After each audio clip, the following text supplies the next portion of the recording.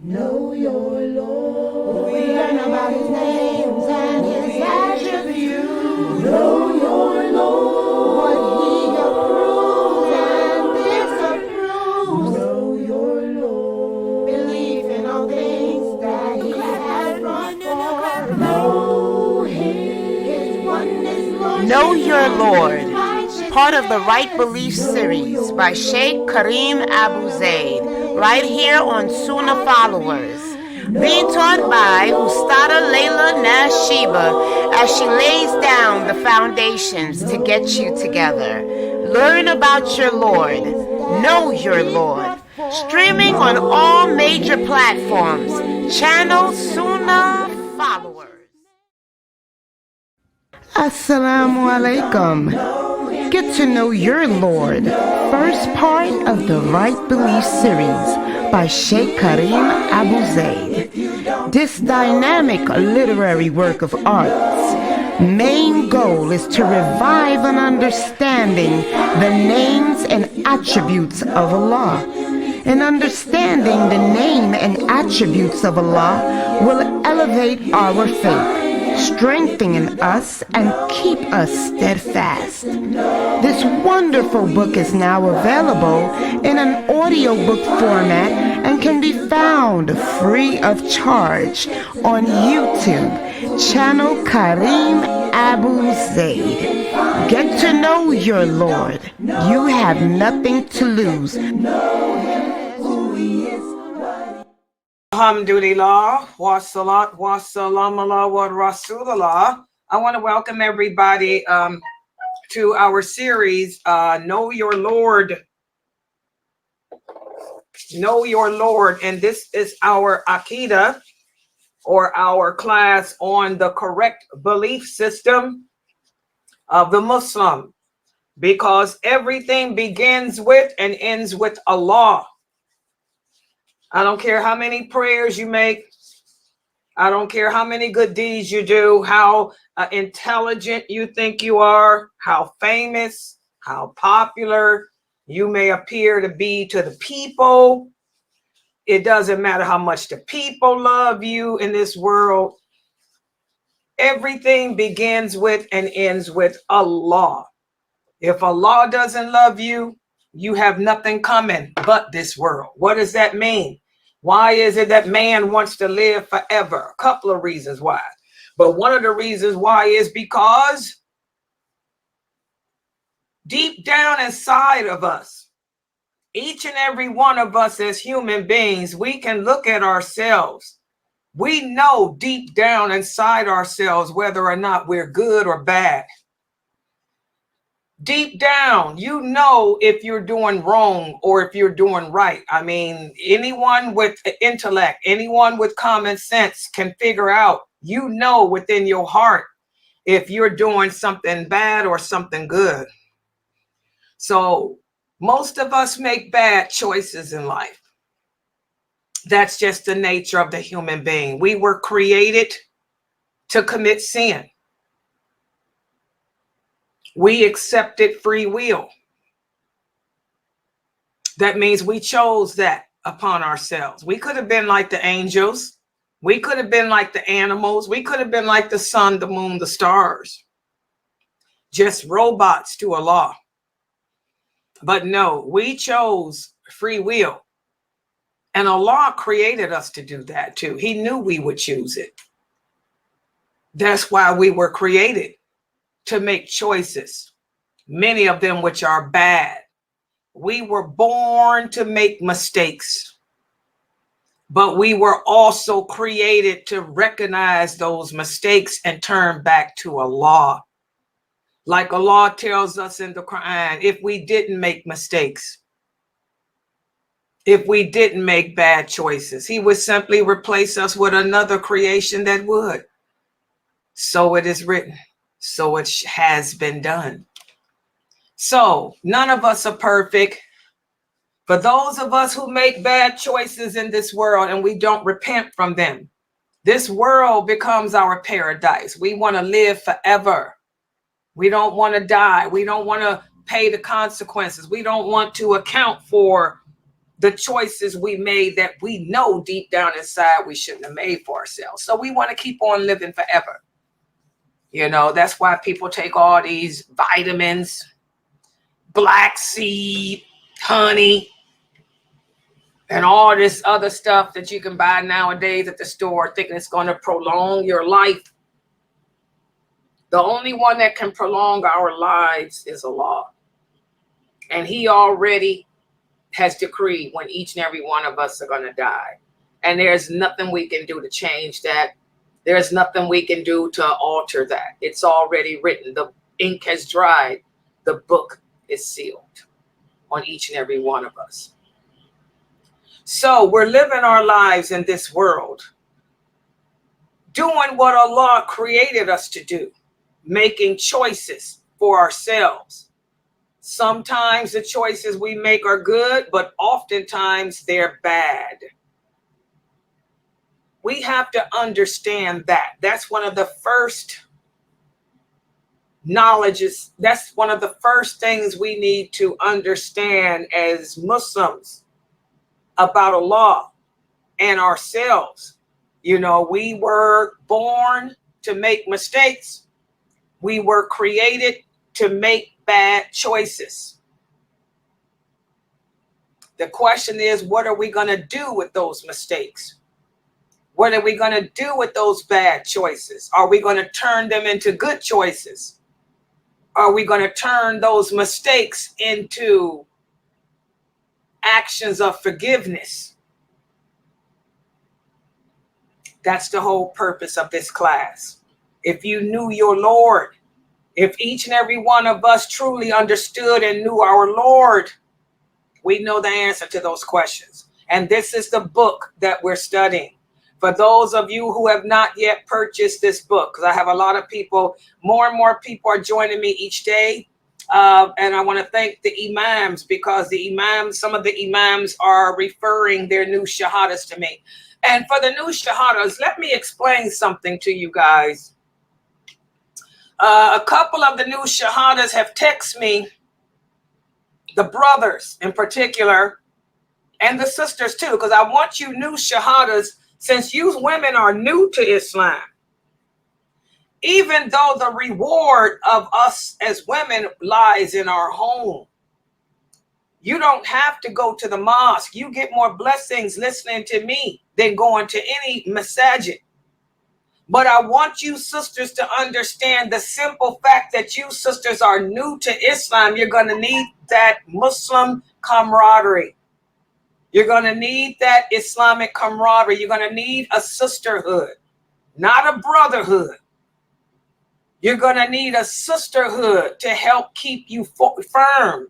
Because as the Prophet sallallahu alaihi wasallam said, the greatest weapon that we Muslims have against shaitan is each other. So even for the new sisters, the new shahadas who are female, you need to find a masjid that's close to you. Wherever you live at, whatever city you're in, you need to Google it. If you have a problem, if there's a question you want to know, like the brother Tajri did. Brother Tajri found a masjid close to him where he lives. But he had a problem because this masjid does the Juma prayer before Dhuhr. So he asked me about it. I Googled it. That ain't a mosque to go to. Find another mosque. So if you new shahadas are having a hard time, especially you sisters, because as women, we have to be extra careful. Because I just hate to say it.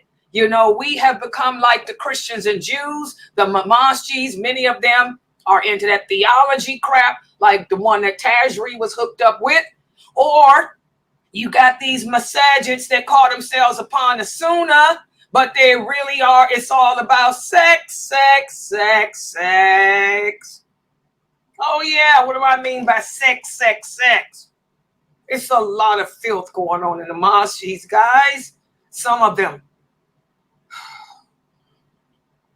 And that's a big problem. The new shahada, the new women convert to Islam, and they're telling me they go to a mosque, and this is particularly popular in the African American community. Let me just keep it real. The African American community, the women will go to a hood mosque. That's why I call them hood mosques. And the imam trying to get with them. Oh, yeah. Yeah, the sisters are calling me about that too. Stay there asking information about, is there a sisterhood here that they can attach to, that can show them how to pray? The imam too busy asking them age, sex, location. Don't you know marriage is half your deen? Get married to me, and all of a sudden the knowledge of Islam gonna fall on you. Oh, that's the hood masjids. Those are the hood imams, and there's a bunch of them out there, guys. Hood mosque, hood imam. So you sisters have to be very careful. If you sisters need help, if you don't understand, if you want to know if this mosque in your city, or if there's more than one, because there's usually more than one. Some cities got 100 mosques, depending on what part of America you in. Texas got bunches of them. Okay, bunches of them in New York too. You know, you can send me an email or do like Brother Tajri did. Ask me about a community and I can look it up. Because 9 times out of 10, I'm pretty much aware of these masjids here. You know, and I can tell you if it's a good one, 9 times out of 10. We do got some good imams. I'm not going to say that all the imams are bad, because that's not true. There are some good ones. But we have the hood ones too.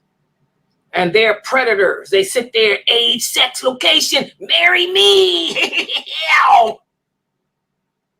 And the slavery. Oh, yeah. But we found out what sect that is. That's a sect that does that slavery. Yeah, that's a problem in America too. Some of these hood masjids tell you that you can be there 3, 4, 5, 6, 7, 8, 9, 10 wives. You know, they say they got slaveries. You can be my right hand possession. Oh, it's just filthy. And we want to know why Allah sent this war. America, like I tell you, brothers, y'all need to stay out of the politics of what's going on overseas and keep your nose right here in America, because our masjids here are messed up. We got such a high apostasy rate amongst our children. We also have a very, very high apostasy rate around Muslim women. Women convert to Islam and apostate within a year or two because of the filth that some of these masjids have. Then you got the kind with the executive boards. Yeah, some of these executive boards ruling everything and got the women on their boards too. And it's just your home is better for you. That's why I thank Allah that I'm a woman. But for my new Shahada females, you do need to find a real live Muslim sisterhood to sit with so they can teach you what I can't, which is how to physically do things. I can sit on the internet and tell you how to pray, show you PowerPoints and all of that. But you're going to need a sister, the support of a real live Muslim woman that can hug you when you need a hug. Because sometimes you're going to need a hug. Life gets hard. I need a hug. And I don't have nobody to hug me. Okay, but I'm Muslim and I'm strong. Okay, but you new sisters, remember we talked about how faith grows. How faith grows. Your faith has not yet been all the way embedded in your heart. So you might just need a hug. You might need another sister to just say, and not no brother talking about 50% of your deen. No. That ain't what that hadith mean. Allah ain't gonna give you 50% of knowledge because you having sexual relations. That's bullcrap. Don't fall for that yoky doke. Oh yeah, it happens. You might need a sister to hold your hand and say it's okay. You can get through this. I know it's hard. I know it's hard, you know, dealing with your parents, you know, and trying to convince your friends. You might need that hug. I can't give you that hug, you know. I can do this stuff. Wait a minute. Make the hug sign, somebody. I can make a hug sign on the internet, but I can't physically do it. So I want my new shahadas to attach to a masjid. So hit me up. Give me if whatever. In fact, I'm asking all the new shahadas, send me the name of the mosque in your city. Because 9 times out of 10, I'm a legal investigator too. Oh yeah, that's my specialty. I'll check it out.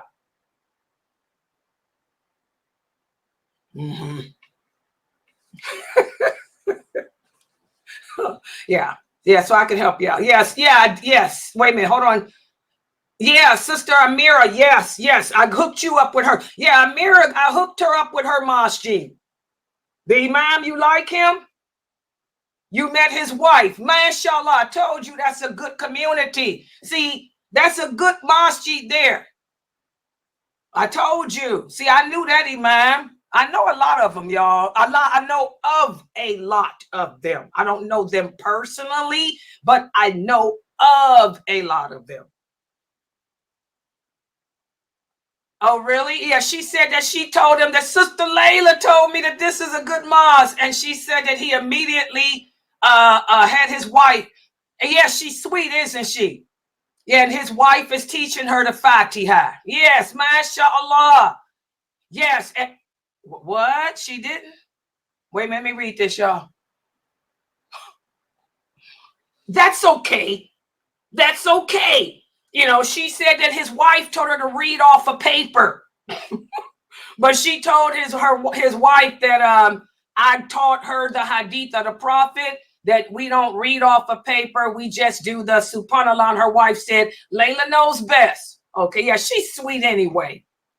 Yeah. Okay, so that's good. So that's good. You connected with her and she's teaching you how to pray. Okay, good. They have a new Shahada class too. She said that, yeah, I told you that was a good mosque. MashaAllah. Yeah, give my salams to her too. She's a good sister. I don't know her personally, but she used to come to some of my classes. Yeah, she's sweet. But then again, walk like an Egyptian. They're Egyptians. Yeah, the Egyptians are pretty cool. Down to earth. No racism, is it? There's no racism. Egyptians are not racist like that. The majority of them are not. You'll find some who've been influenced by the West, but most of the Egyptians are like Kareem. You look at Kareem's mosque, he always hugging the African-American kids. His right-hand man is from Africa. You know, walk like an Egyptian. Yeah, we're down to earth. Yeah, I knew you'd like her. Yeah, give her my salams too. Yeah. Oh, really? She says she got some hijabs for me? Wait a minute, hold on, y'all. This girl talk for a second. Yeah, tell her to send them. Okay, she said that she's got some hijabs for me from Egypt. MashaAllah. Send them on. Hello. I can use some more. Tell her to give me some of that Egyptian coal too. Yeah, ask her, can she get me some more of that Egyptian coal? Because my sister is tied up with a wedding that's going on. So she hasn't sent me any. And I need some more. As y'all can tell, I need some more Egyptian coal. Okay. All right. Yeah. So just let me know, guys, for the rest of you new shahadas, you know, I want you sisters, even though you don't have to go to a mosque, you get more blessings at home. I want y'all to make that connection. Ask the Imam, can you meet his wife? There you go. Exactly. That's how you stop all that crap. Ask him, can he connect you to one of his wives? If it's an African-American community, ask him, can he connect you to one of his wives so that she can teach you? If it's an Arabic, you know, Imam, ask him to hook you up with his wife. Yeah. That's just how it is. Okay, good. Sister Stacy, you got one in Lynchburg? You haven't went yet? Hold on, let me check out Stacy for a second, okay? Yeah, Sister Stacy, remind me after class to check that mosque out. All right? I'll check it out and see if I know the Imam or if I know of that mosque, and I'll let you know if it's decent. Yeah, because all of us Muslim, all of us need that, even me. Although, you know, we all need that support, that live support. I'll give you the knowledge online, but you're going to need that live physical support too. All right. Okay, so now let's get started with the class. Yesterday, we talked about how everything begins with getting to know Allah. And by the way, let me put this, Sister Stacy, I'm not going to forget. I'm going to look that up. Lynchburg. I'll look it up. Okay. We talked about how the priority for all of us as Muslims is to establish a good, solid, sound relationship with Allah. And yesterday we spoke about several things we can do to get to know Allah. Let's put the PowerPoint up. I'm going to give, this is my little quiz for y'all. And it's only one question today for the quiz. I made it simple. Hold on. Is this the right one, y'all? Wait a minute. Y'all know how Layla gets confused because I'm so messed up here. All right. Did I make it big? Okay, it's going to get big. There it is. Tonight, we're going to be covering pages 16 through 21 in the book. And we're going to speak about other ways in which people seek knowledge of Allah. Yesterday, we spoke about several ways that people seek knowledge of Allah, and that's the quiz. What are 3 things that Allah has given us to aid us or help us in seeking his knowledge out or knowledge of him out? What are 3 things that we talked about yesterday that Allah has given us as human beings? It doesn't matter what religion you are. Remember, we were all created with a purpose. That purpose is to worship Allah. That's our purpose. And to aid us in getting to know about Allah so we can worship him the way he intended for us to do. What are 3 things we discussed that he's given us that can help us to seek out that knowledge? Even if you were not raised upon Islam. What are the 3 things? Come on, Zoom people, wake up. One of them is having spiritual intuition, when you can feel in your heart, when your heart recognizes the truth, you can feel in your heart the truth. Okay, what do y'all think about that answer? She said Allah has given us spiritual intuition. That's true. I agree. Good job. Thank you. I see the teachers here. Latifah's a teacher. No fair. She's going to know all the answers. Okay. What do we mean by intuition? That's what. Okay. Here, the brother from Russia. Assalamu alaikum. Armandu. I can't pronounce your name. You said you from Russia? Okay, he wants to know, what does the word intuition mean? Somebody explain what intuition means to him. Did he ask this question yesterday and didn't write it down? I think you asked this yesterday, bro, and you didn't write it down. And somebody tell him, what is intuition?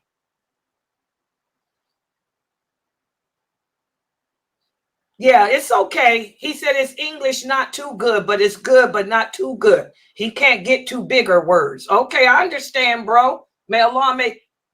He said, but easier to learn here because no Arabic at all. Yeah, you got a lot of Arabic people, he said, that speaks Arabic, I guess. And this is easier. It's easier for him to learn in the English than the Arabic because he don't know no Arabic. Okay, somebody tell him what intuition means. It says the ability to understand something immediately without the need for conscious reasoning. Okay, let me write that down for the bro too. The ability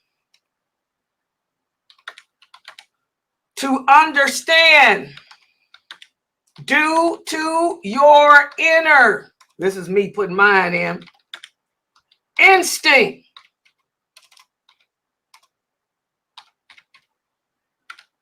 This is intuition. You see that, bro? Let me put it here. The ability to understand due to your inner instinct. That's intuition. And by the way, guys, intuition is in your heart.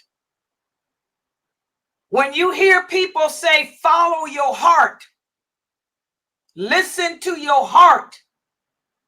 It's in my heart.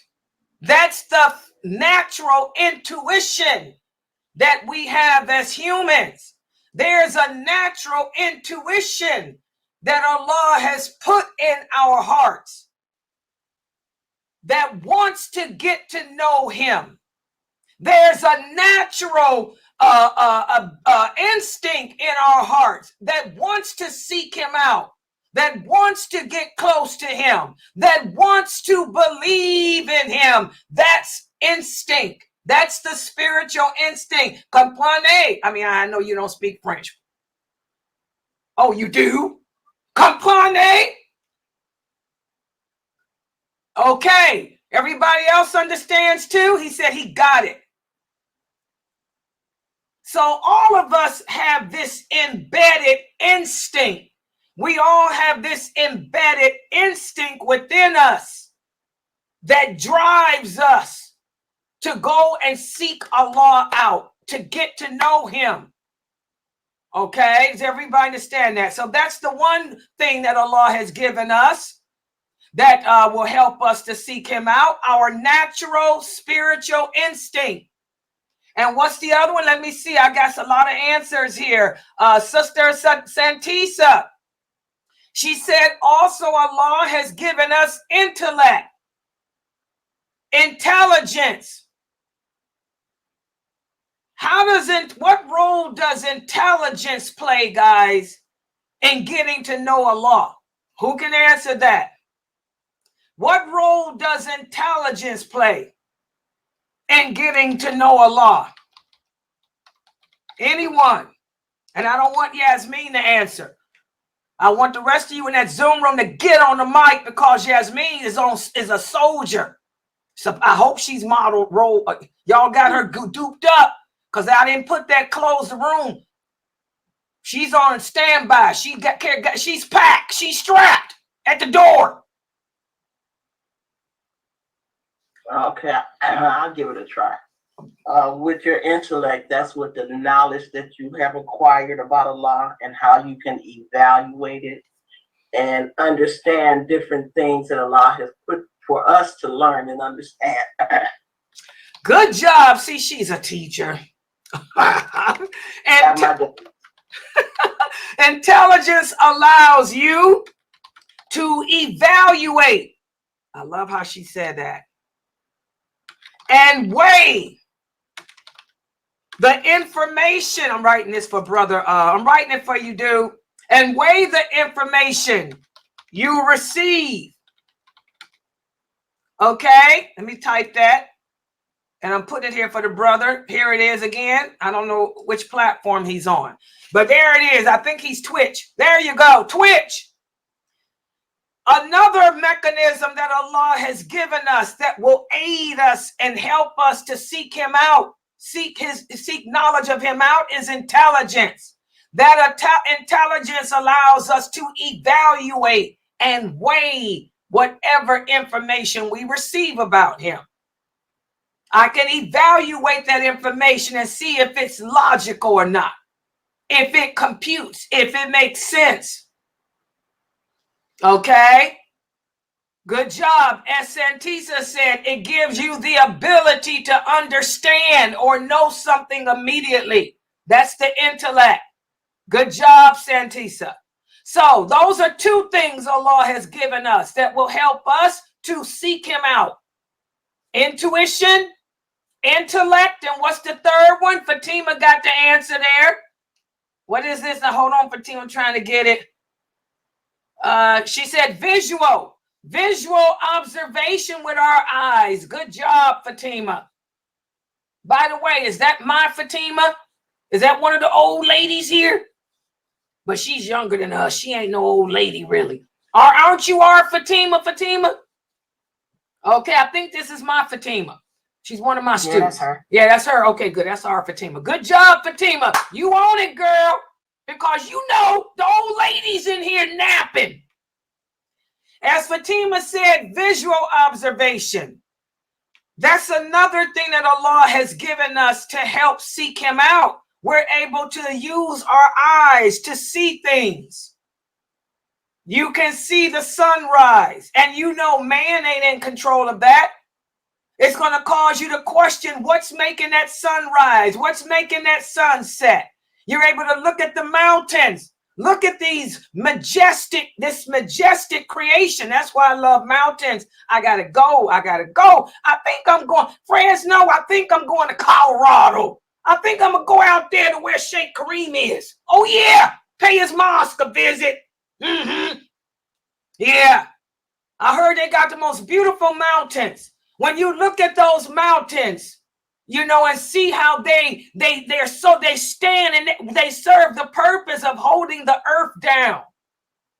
That makes you say, wow, something is greater than all of this that can create such things and give them such a purpose that's going to drive you to want to seek Allah, knowledge of Allah out. So, mashallah, those are the three things that we talked about.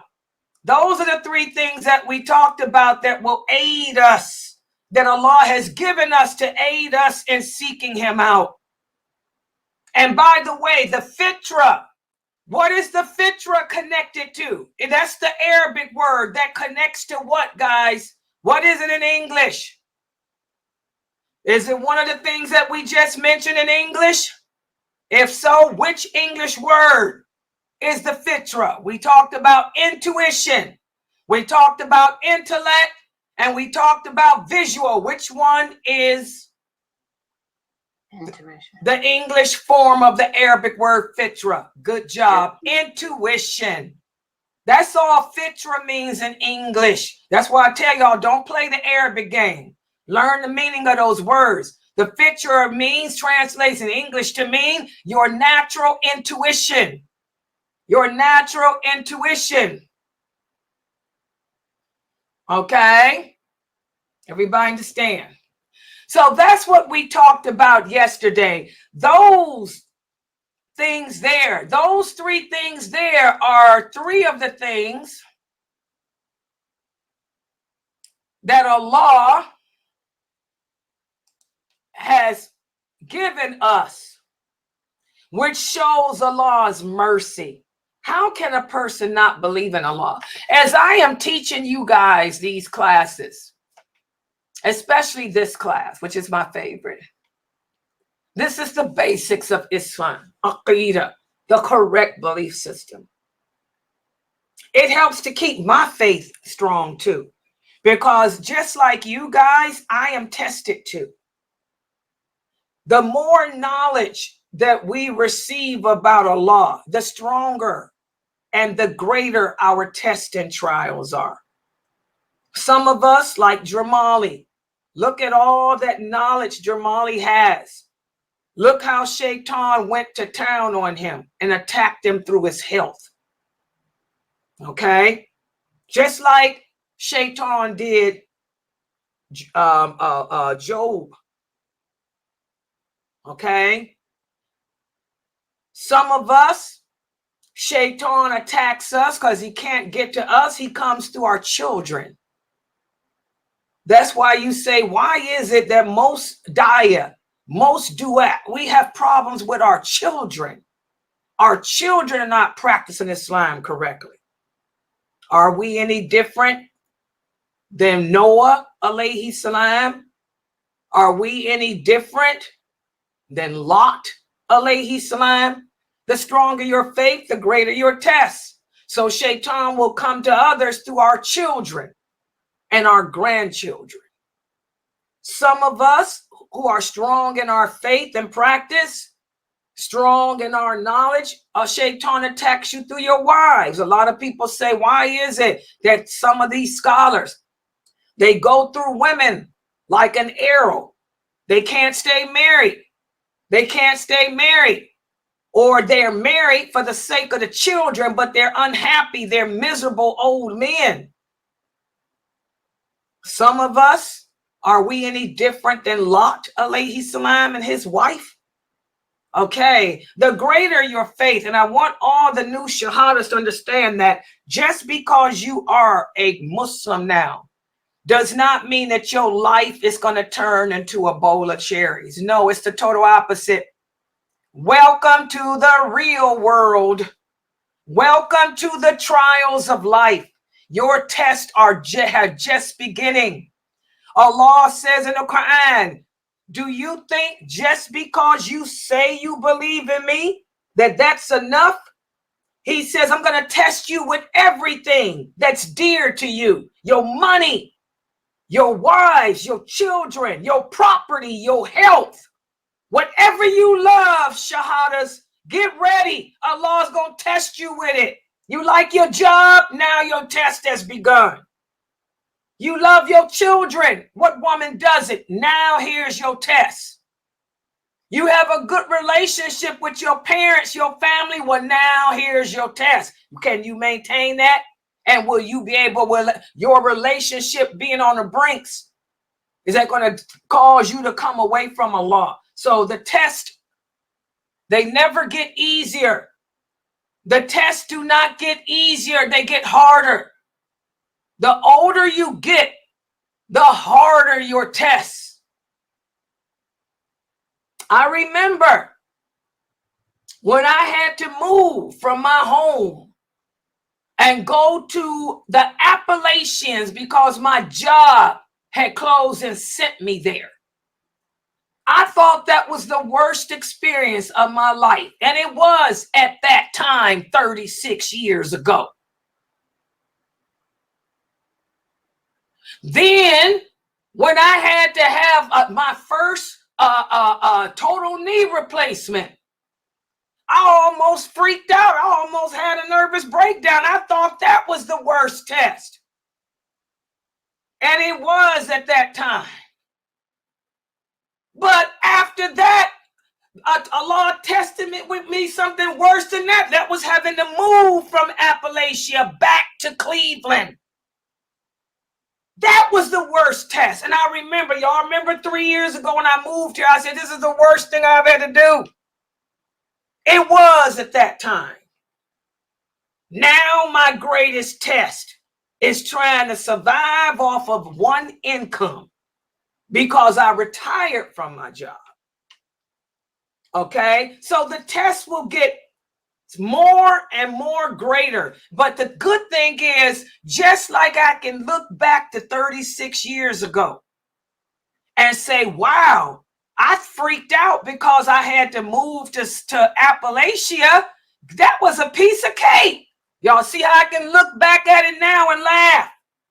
Now I can look back at my first knee replacement and say, girl, I got through that with no problem. Here I am kicking, walking, back doing aerobics, and whoa. That's the beauty of life when you can see, wow, I overcame it. So for the new shahadas, I want you sisters to realize your tests are going to get harder.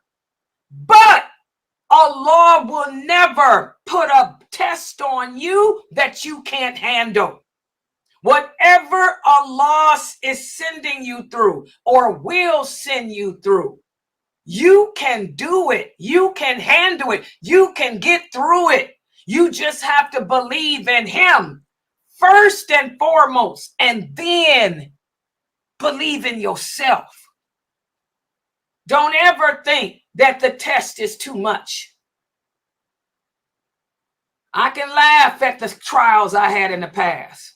Just like, inshallah, a couple of years from now, I'll be able to look back on after being retired and getting used to being retired. I'll be able to say, wow, I ain't got a problem handling my money now. I got it all situated.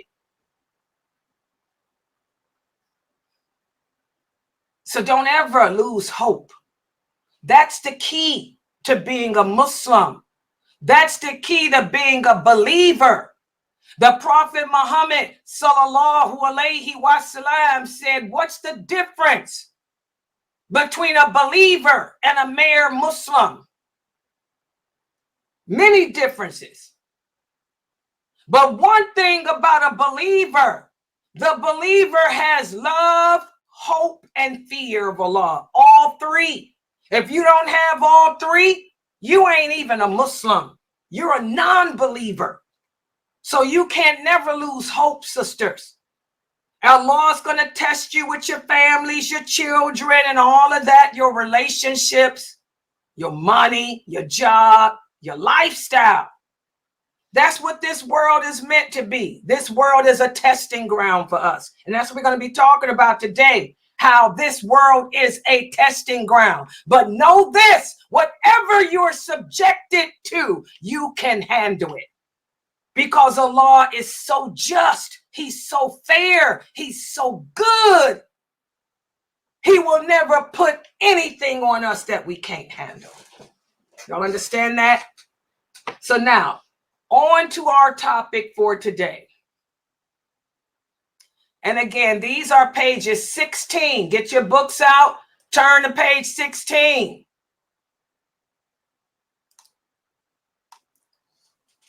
Another way that many people seek knowledge of Allah is through unquestionable acceptance.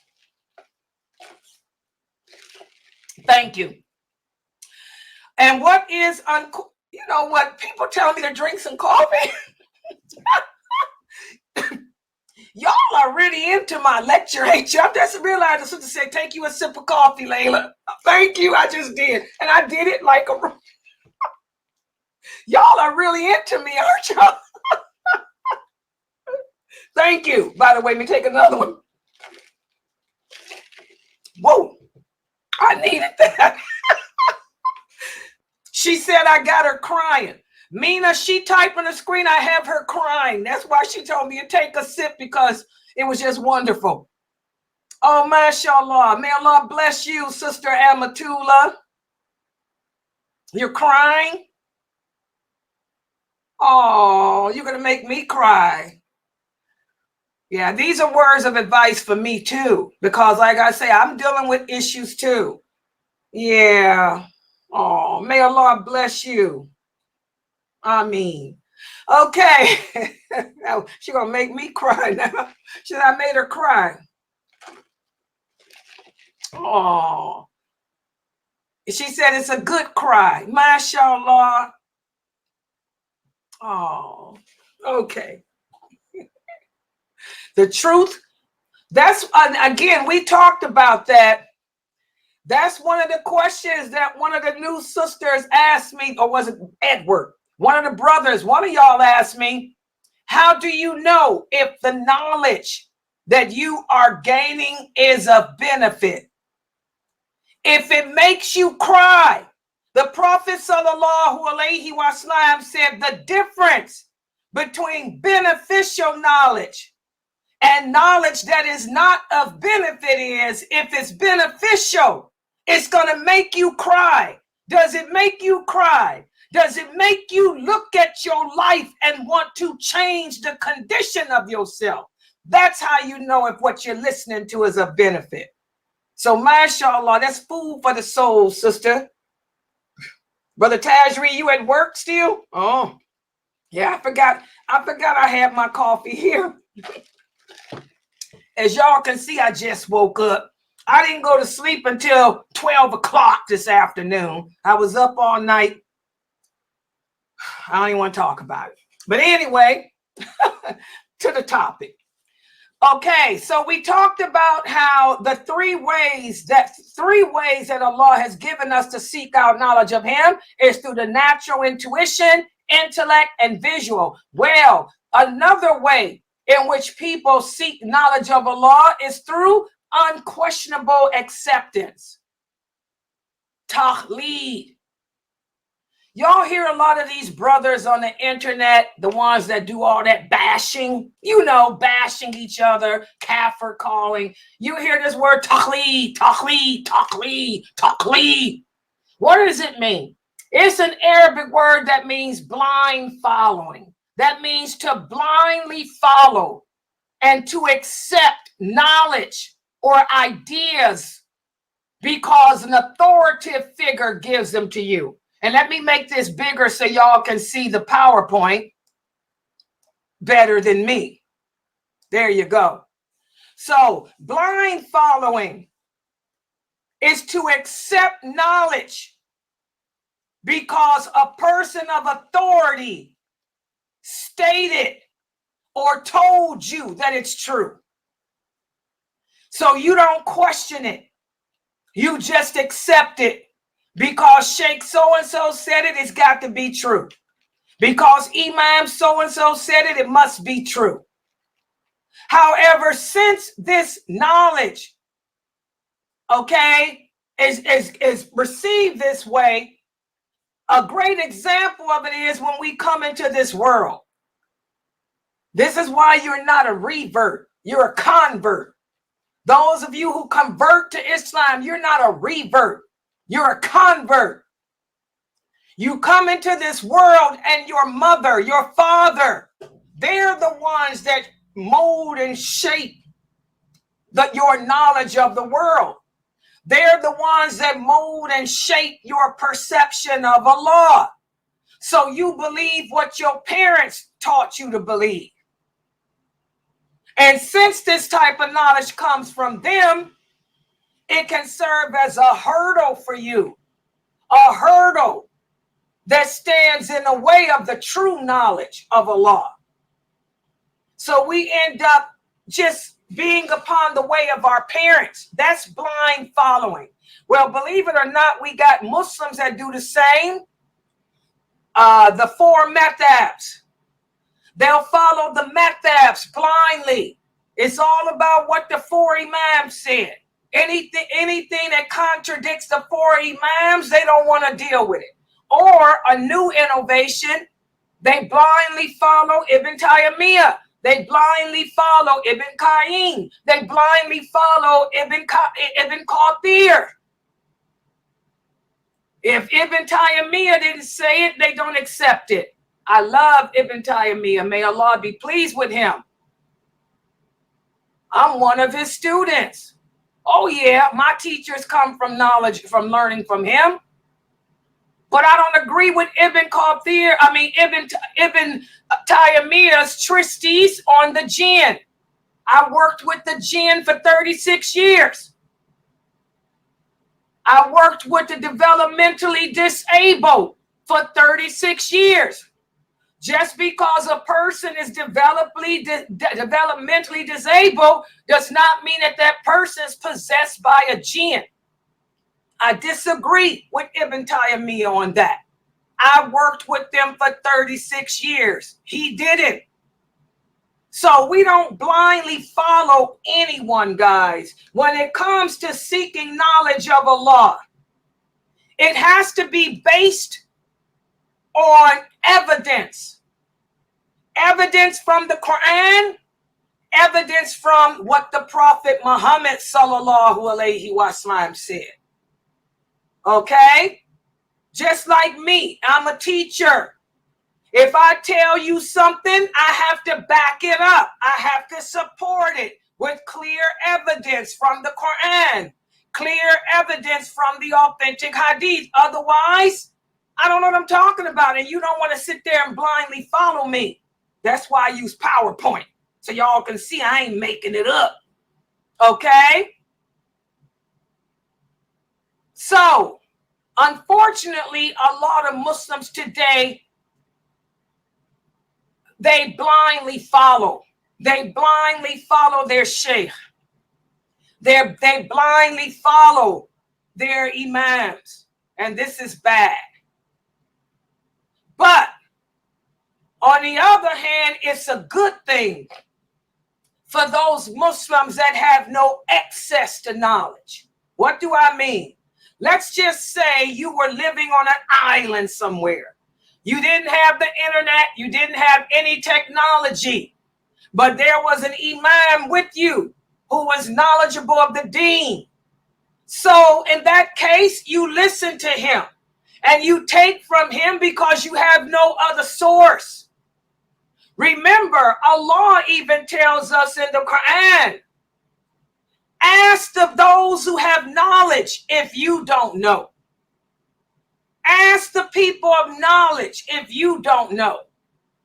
Also, Allah says in the interpretation of the meaning, there should separate from every division of them a group to obtain understanding in a religion and warn their people when they return to them so that they could be cautious. So,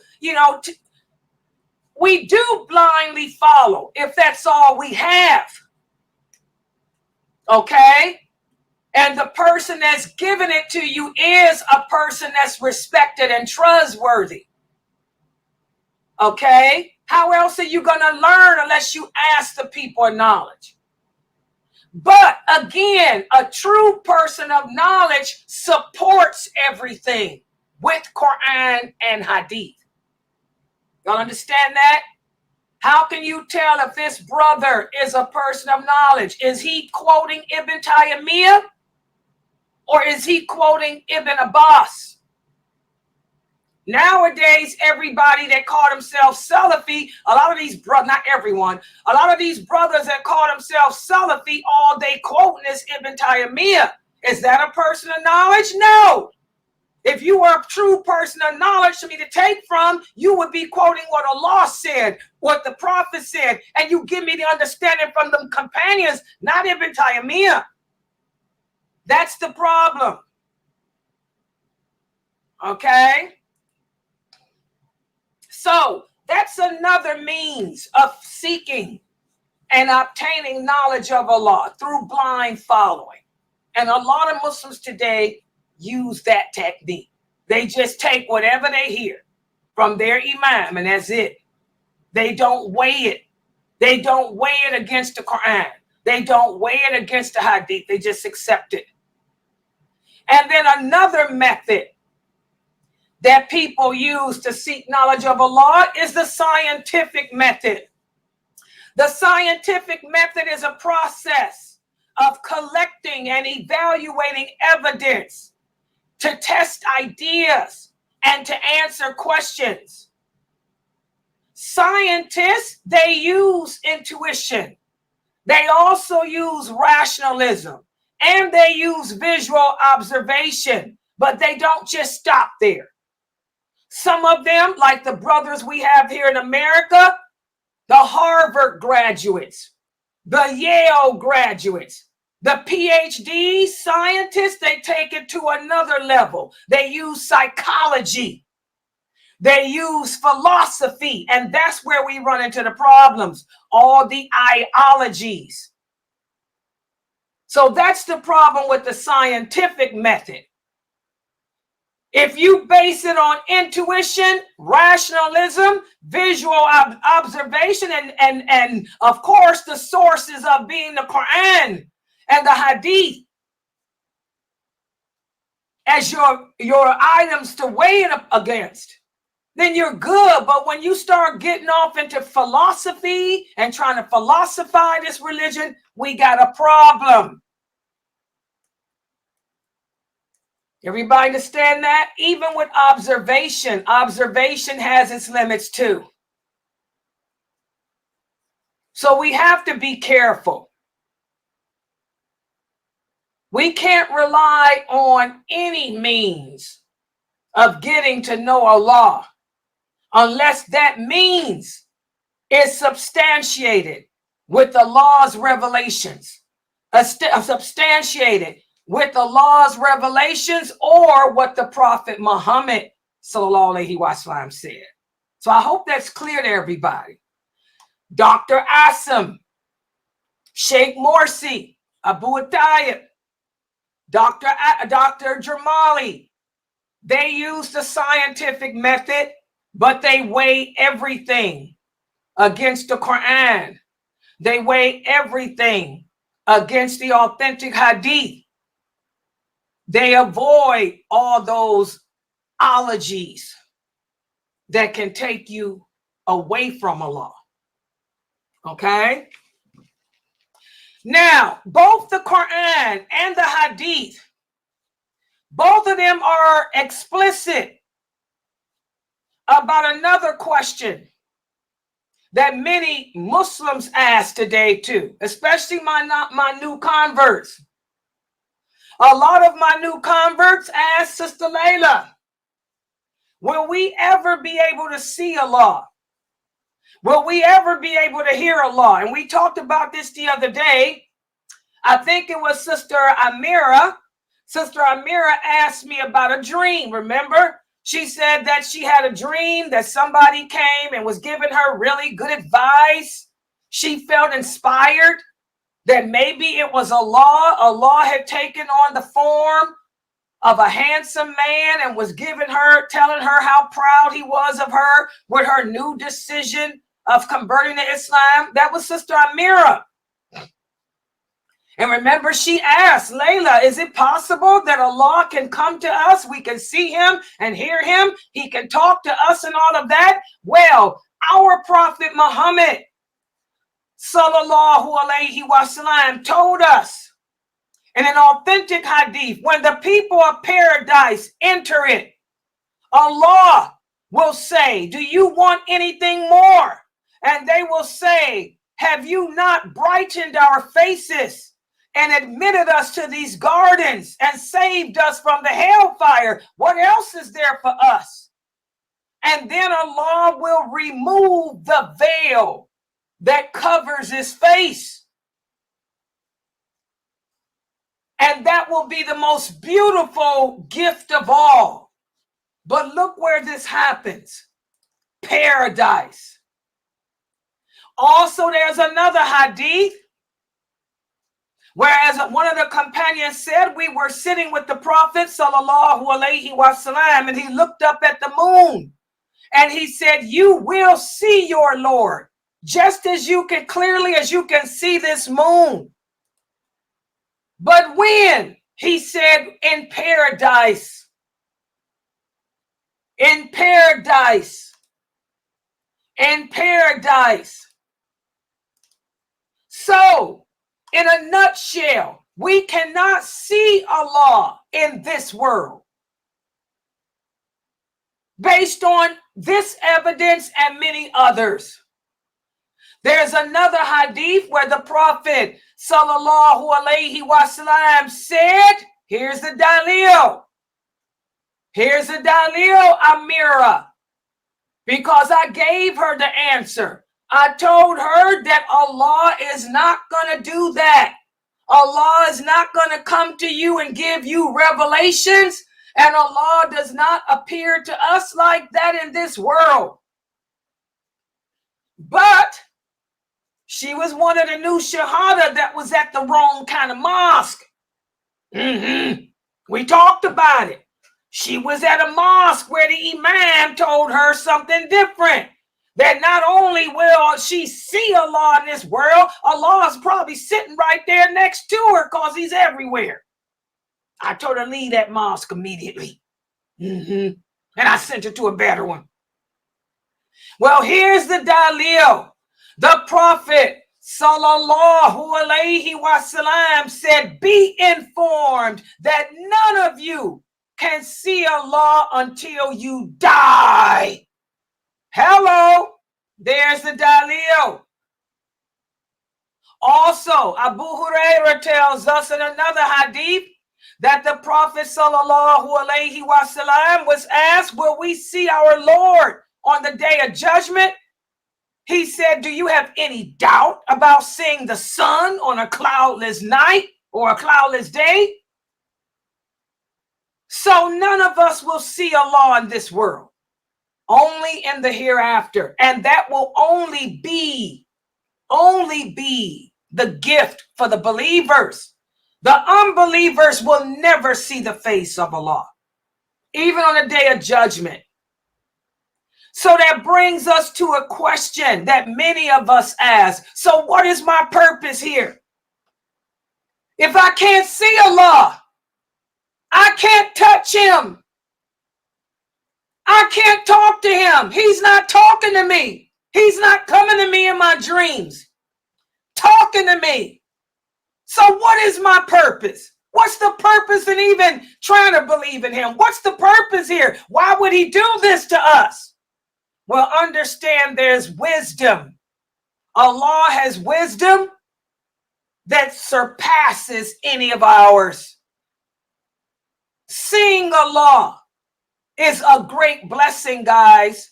It is the greatest blessing that any of us will ever experience. So Allah saves that. His wisdom is to save it as a reward for you when you enter into paradise.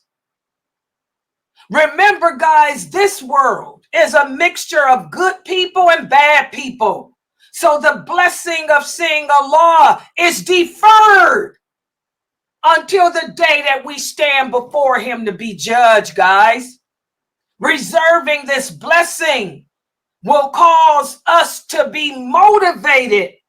The fact that I can't see him, I can't touch him, I can't feel him, but I know that he is who he said he is. All that's going to do is reinforce my fear of him, reinforce my love for him, and it's going to propel me to do everything in my power to be with him and his presence on the day of judgment. Remember, guys, this world, I tell you guys all the time, this world, this earth, this is a testing ground for us. We were created to worship Allah. Allah put us here on earth to test us in our belief in him. And he kept himself hidden from us to make the test even more so. Subhanallah. There's a lot of things we can't see. We can't see gravity, but we know it exists. We cannot see electricity, but we know it exists. Okay? So belief in Allah. Allah kept himself hidden from us in this world for a reason, to propel the true believers forward and to give the unbelievers something to think about. Subhanallah.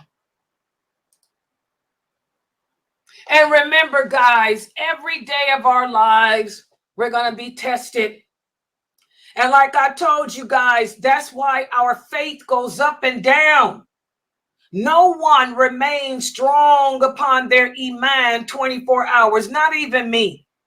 My faith is strong right now at this moment because I'm teaching Islam. Once I turn this computer off, once this class ends, my faith is going to go down, because what's going to happen? I'm going to start thinking about my personal problems. I'm going to start thinking about my personal situation. How I wished I could have a hug. Oh yeah.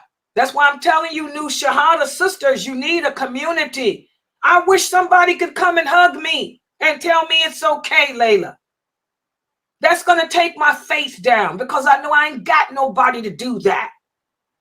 So faith goes up and down, up and down, up and down. It's like a pot of boiling water.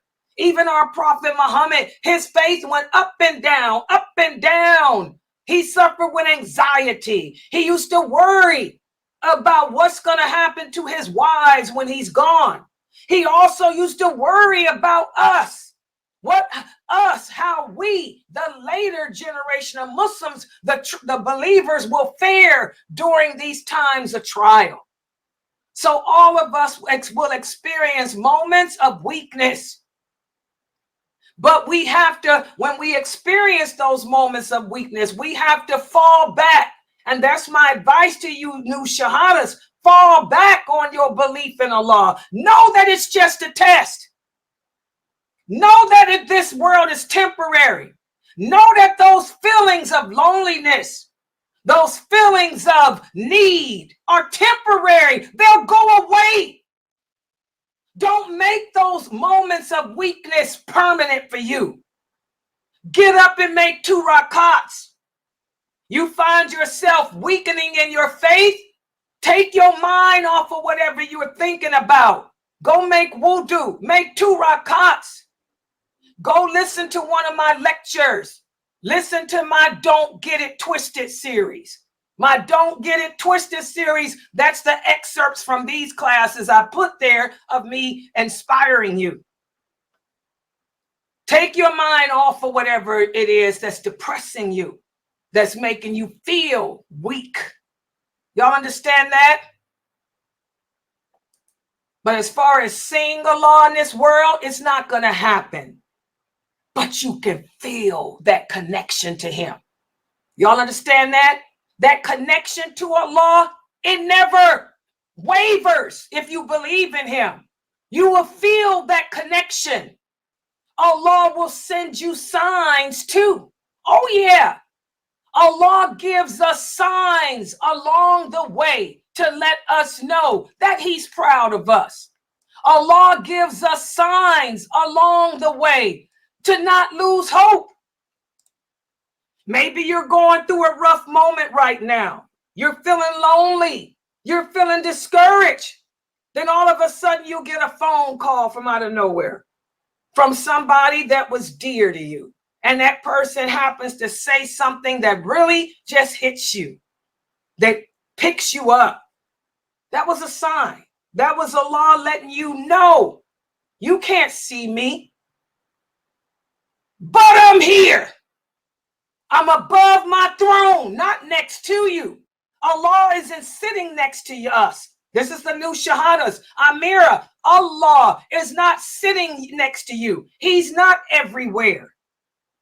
Allah is above his throne. He's the most high, but his knowledge, he knows everything that each and every one of us is experiencing. And he'll send you signs. You just have to watch for those signs and never, ever, ever lose hope.